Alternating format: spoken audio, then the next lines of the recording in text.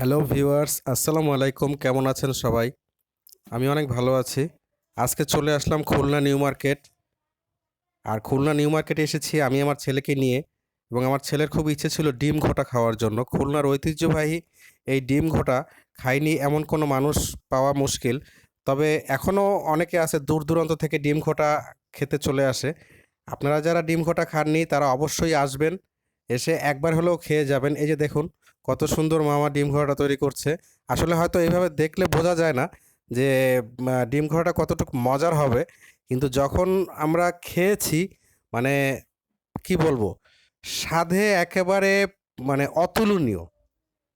এত মজা এত মজা, যা হয়তো অন্য কেউ ছবিতে দেখে বলেন বা ভিডিওতে দেখে বলেন কেউ হয়তো বুঝতে পারবে না।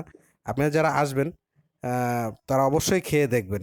এই যে দেখুন কত চমৎকার দেখতে, যেরকম হয়তো স্বাভাবিকভাবে মনে হচ্ছে, কিন্তু এটার স্বাদটা মশলা বলুন এবং বিভিন্ন হাতের মানে কারুকার্য বলুন, বিভিন্ন কারণে এটার মজাটা স্বাদটা এবং মানে ভিন্ন রকমের একটা আমেজ তৈরি করে।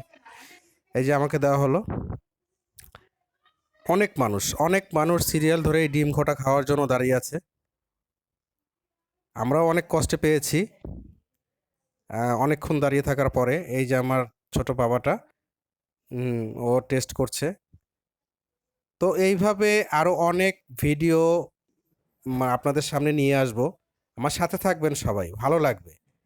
আজকের মতো ডিম ঘোটাটা দেখালাম, হয়তো নেক্সট এপিসোডে আরও সুন্দর সুন্দর আরও অনেক কিছু দেখাবো।